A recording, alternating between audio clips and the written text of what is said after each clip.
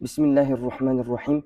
Урматтуу туугандар, бүгүнкү сабагыбыз биз Куранды карап окуган жакшыбы же жатка окуган жакшыбы? Мына ошол тууралуу иншалла токтолуп кетебиз. Негизинен сүйүктүү пайгамбарыбыз саллаллаху алейхи вассалам куттуу хадисинде бул тууралуу мындай дейт: "Кыраату рожули фи гойрил мусхаф альфу даражатин". Куранды жатка окуган адамга 1000 даража сооп берилет деген. Ва кыраатуху фил мусхаф тадаафу иля залика альфи даражатин. Ал эми Курани Керимди карап көз тегирип окуган адамга 2000 даража сооп берилет деген. Эми ушул хадистин ачыктамасында алымдарыбыз эки түрдүү пикирди айтышкан. Кээ бирлери карап окуган жакшы десе, кээ бирлери Куранды жатка окуган жакшы деп айтышкан. Эмне үчүн эми Куранды карап окуган жакшы? Анткени уламаларыбыз бул суроого мындай деп жооп беришет. Куранды карап окуган учурда адам толук көңүл буруусу Куранга болот. Мына ошол толук көңүл буруусу Куранга болгондуктан ката кылуудан, адашып кетүүдөн адам алыс болот. Ошондой эле Куранды карап окуган учурда адам ой жүгүртүп, маанисине түшүнүп окуганга бир жакшы мүмкүнчүлүк болот деген.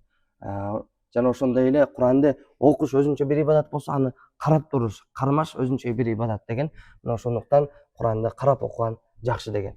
Ал эми жатка окуган жакшы деген алымдарыбыздын айтуусуна караганда, адам качан жатка окуса, толук көңүл буруусу мына ошол учурда болот. Анткени адам мен адашып кетпейин, ката кылып албайын деп, ар бир Курандын бетин өзүнүн элесине алып келип туура окуганга аракет кылат деген. Ошондой эле пайгамбарыбыз саллаллаху алейхи вассалам доорунда, сахабалардын доорунда көпчүлүк сахабаларда Куран нускасы болгондуктан, Куран баракчалар болгондуктан, бардык сахабалар пайгамбарыбыз саллаллаху алейхи вассаламдан Куранды жатка үйрөтөт эле жана ар дайым жатка окуп жүрөт эле.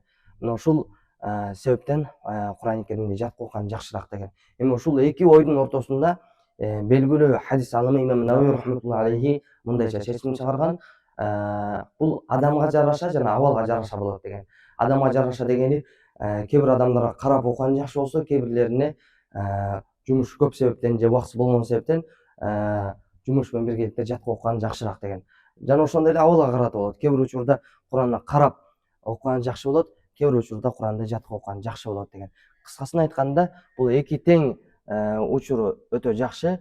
Эң негизгиси сиз кандай гана болбосун, мейли карап болсунбу, жатка болсунбу, күнбү, түнбү, кыскасы Куран окусаңыз бул эң сооптуу амал деп алымдар ушундай чечип беришкен. Ошондуктан урматтуу туугандар, эң негизгиси Курандын сүүсүн жүрөгүбүзгө алып келип, кайда болбойлу, каякта болбойлу, кайсы гана учурда болбосун, кандай гана мүмкүнчүлүк болсун, биз ар дайым Куран окуганга аракет кылып, ушул аракеттин үстүнө жүрүш керекпиз. Аллах таала бардыгыбызга күнү түнү ар бир абалда Куран окуганга мүмкүнчүлүк берсин.